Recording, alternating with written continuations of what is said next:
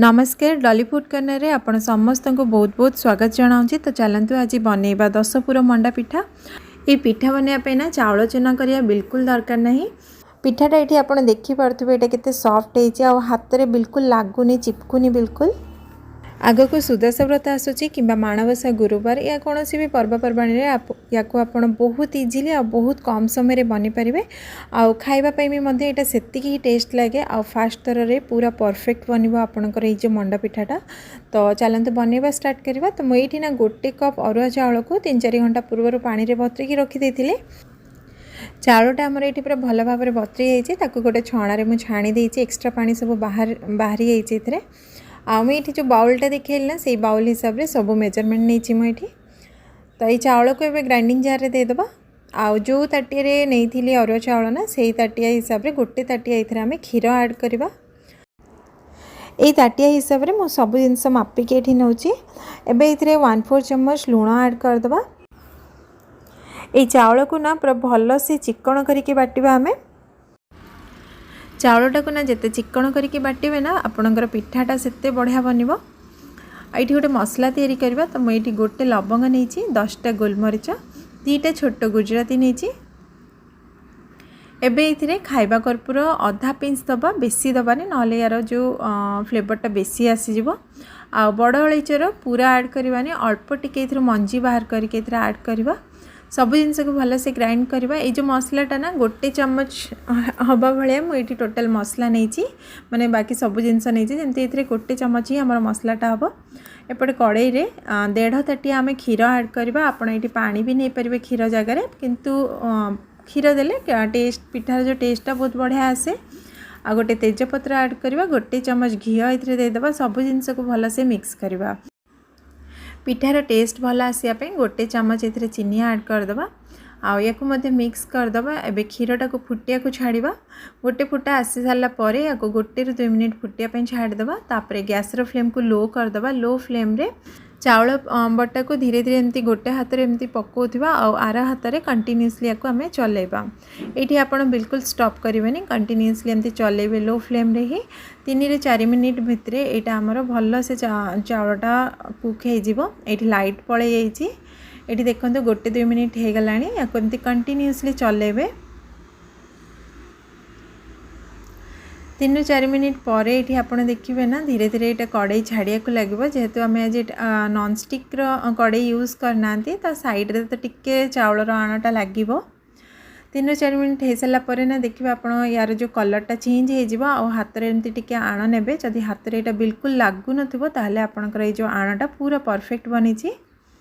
या गोटे थाली को बाहर करदेली या घोड़े 3-4 मिनिट ठंडा हाँपाई छाड़ीदे। से भितर आम पूरा तैयारी करदे। तो पूरा मुझे गोटे चम्मच नहीं राशिटा को टिके भाजीदे फास्ट रे। एबे ये अधा ताटिया यूज करवा गुड़ जगह आप चीनी नहीं पारे किंतु गुड़े टेस्ट भल आसे। तापरे गोटे ताटिया नहीं नड़िया को ये कोरिकी नहीं आ फाड़े नड़ियार कोरा ये मुझे यूज कर भल से मिक्स करदे सब जिनस को। फ्लेम को ये लो मीडियम रे ही रखिए। 2 चम्मच कदली को छोट साइज काटिक नहीं जेहेतु आज आम 10 पुर मंडा पिठा बनाऊँ ना तो से मुझे कदली यूज कर। छेना अधा ताटिया ये ऐड करदे। ये छेना को बाकी पूरा सहित भल से मिक्स करदे। तो टोटाल आमर ये 4टा जिनस होगला। एबे ये गोटे चम्मच अदा को छेचिकी नहीं आउ जो बाकी मसला आम तैयारी करथिले ना ताको ये ऐड करदे। तो ये आमर 10 पुर बनिकी रेडी होगला। या भल से आहरी गोटे 2 मिनिट पर्यंत कुक करवा जमती सब जिनस भल से भाजी हो जो पानी अंशटा पलैब। तो पूरा आमर बनिकी रेडी होपटे 3-4 मिनिट भी होमर जो आणटा टिके ठंडा हो हाथ में टिके घी लगेदेवे। आ घी हाथ में या आम गोटे 2 मिनिट भल से टिके चकटीदे जमती पिठाटा आमर आउ टिके सॉफ्ट हम।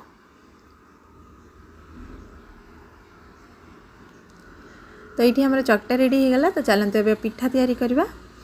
तो पिठा बनवाई ना जी बड़ साइज्र आपण मंडा पिठा बनवा को चाहूँगे ना तो से बड़ साइज्र पोर्सन नहीं जाए। मझीरे एमती बुढ़ा आंगुली पूरेकी प्रेस करके गोटे ताटियार सेप देदेवे।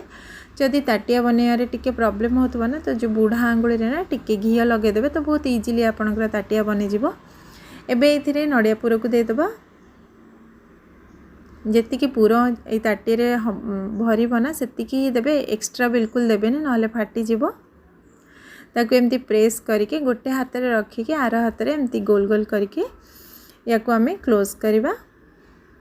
आ जो एक्स्ट्रा पर्सन ऊपर को उठी ना ताको एमती प्रेस करके गोल करदबा। तो ये आमर मंडा पिठा बनिकी रेडी हो गला। मु आ गोटे मंडा पिठा बनैकी देखौची। गोटे पोर्शन नहीं जिबा जेतिकी साइज बड़ साइज दरकार आपन को। तो ताको फर्स्ट एमती गोल करदबा तापरे बुढ़ा आंगुली रो हेल्प रे मझी रे एमती प्रेस करदेबे आ गोटे ताटियार शेप दे दबा। एबे इथरे पूरा ऐड करदबा जेतिकी पूरा इथरे धरिबो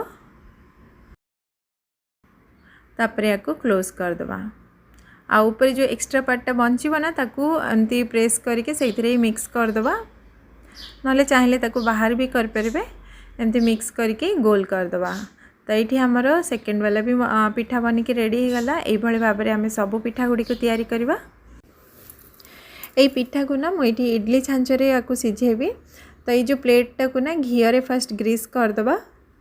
आ पिठा को जिते छांचरे रखिए ना टिके एमती छाड़ी छाड़ी रखिए कहीं पिठाटा हो सारा पर यहाँ फुलब या 7 ରୁ 8 मिनिट लो मीडियम फ्लेम रे कुक करवा।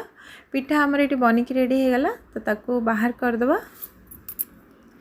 बस यही भाई सेम प्रोसेस रे ना आम सेकेंड बैच पिठा को भी बसई दबा।